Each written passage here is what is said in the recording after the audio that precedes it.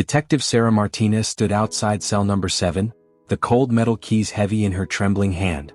48 hours. 48 hours of interrogation, and she had absolutely nothing. Marcus Thompson sat on the narrow bench inside, his legs crossed casually, that same infuriating smile plastered across his face. "I told you I'm innocent, detective," he said, his voice dripping with confidence. "My lawyer's going to have a field day with this harassment." Sarah's jaw clenched. Another case slipping through her fingers. 8-year-old Emma Chen, bright smile, missing front tooth, loved butterflies, found strangled behind the oak tree in Riverside Park 3 days ago. The image of that little girl's lifeless body burned in Sarah's mind. Marcus was their only lead. The last person seen talking to Emma near the playground. A concerned neighbor had called it in, strange man talking to the little Chen girl. But the security footage from Murphy's grocery store told a different story. Clear as day, Marcus was buying milk and bread at exactly 3:47 p.m., the same time Emma was being murdered 2 miles away. Perfect alibi. No fingerprints on the victim. No DNA evidence. No witnesses to the actual crime. "The media's already calling this another unsolved case," Marcus continued, standing up and straightening his clean polo shirt. "Shame about that little girl, but you can't just arrest innocent people because you're desperate." Sarah's hand moved toward the lock. The brass key felt like lead. Emma's mother would be devastated. The press would have a field day. Her captain would reassign the case. She inserted the key, started to turn it, when suddenly the interrogation room door burst open. Detective Martinez. Dr. Kim from forensics rushed in, breathless, clutching a manila folder. "Don't release him. We found something under his fingernails." Sarah's hand froze on the key. Marcus's confident smile faltered for just a split second before returning. "What are you talking about?" he asked, but his voice had lost its cocky edge. Dr. Kim spread the forensic photos across the metal table, his hands shaking with excitement. "We ran the standard nail scrapings through advanced testing. Look at this." He pointed to a microscopic image. "Blood cells, but that's not the shocking part." Sarah leaned in closer, her heart pounding. The image showed tiny fragments of what looked like skin tissue. "It's Emma's blood, confirmed DNA match," Dr. Kim continued. "But see this." He pointed to a darker section of the tissue sample. Skin tissue with a very distinctive marking. Emma had a heart-shaped birthmark on her left wrist, remember? Sarah's eyes widened. She remembered, Emma's mother had mentioned it during the initial interview, said it made Emma feel special. Marcus stepped closer to the bars. "That's impossible. I never touched that girl inappropriately. Actually," Marcus's voice became more measured, "I helped a little girl who fell off her bike earlier that week. She scraped her wrist pretty badly. I have photos on my phone." He pulled out his iPhone, scrolling through the gallery. "See? Here's the girl, here's her injured wrist. Time-stamped and GPS tagged." Sarah examined the phone. The photos were legitimate, time, date, location all checked out. But something bothered her. She looked at Marcus's hands gripping the phone. His fingernails were perfectly manicured, almost professionally clean. No scratches, no defensive wounds, nothing. "You keep your nails very clean," Sarah observed. Marcus shifted uncomfortably. "I've always been particular about hygiene." "Is that a crime now?" Dr. Kim cleared his throat. "Detective, there's something else. This blood wasn't fresh when we found it. It had been preserved somehow." Sarah's mind raced. Preserved blood under perfectly clean fingernails? This wasn't adding up. "Dr. Kim, run a full background check on Marcus Thompson.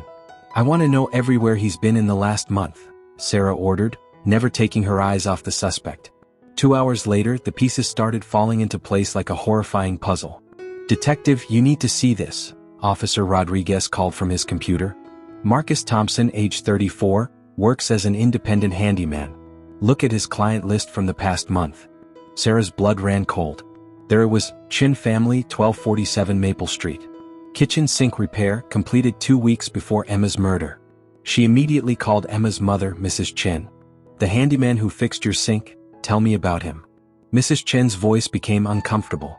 "Oh, Mr. Thompson. He did good work, but he was too friendly with Emma. Asked too many questions about her schedule, what time she got home from school, where she liked to play." "What kind of questions?" "He wanted to know if she walked to school alone, what route she took to the park. I thought it was odd, but my husband said I was being paranoid." Sarah hung up and turned to Rodriguez. "Get me surveillance footage from every camera within a 5-mile radius of the Chen house and Riverside Park." The footage revealed Marcus's white van parked near the park multiple times over the past month, always during school hours when children weren't around. He was studying learning patterns. But the real breakthrough came when Sarah obtained a search warrant for Marcus's apartment. Hidden in his bedroom closet, she found a storage unit key. At the storage facility, Sarah's hands trembled as she lifted the metal door. Inside were dozens of children's belongings, hair ribbons, school photos, detailed handwritten notes documenting kids' daily routines. Emma's file was the thickest.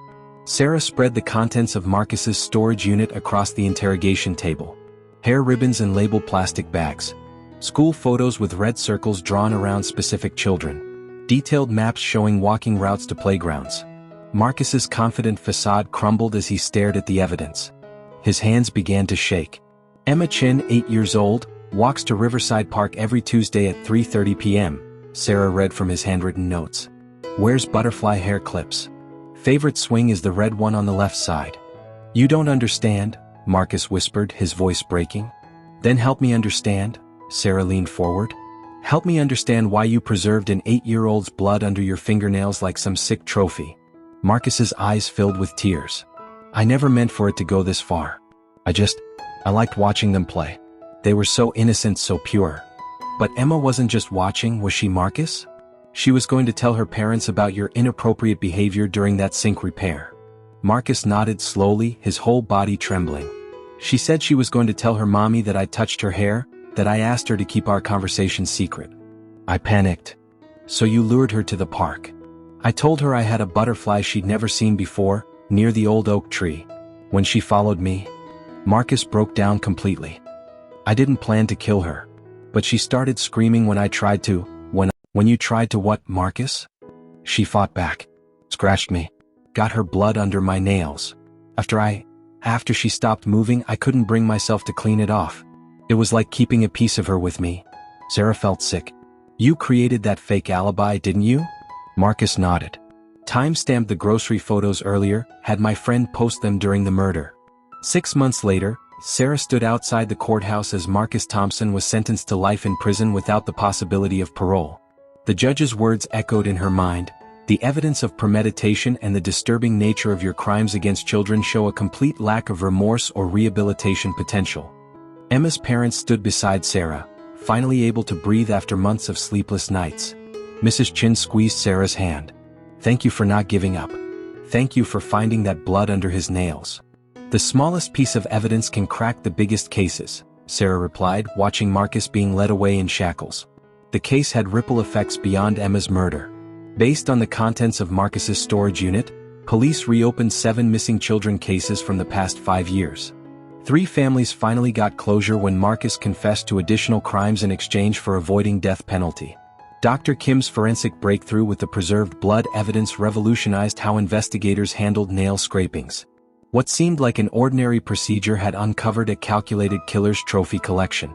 Sarah returned to her desk that evening, staring at Emma's school photo, the same one Marcus had circled in red ink.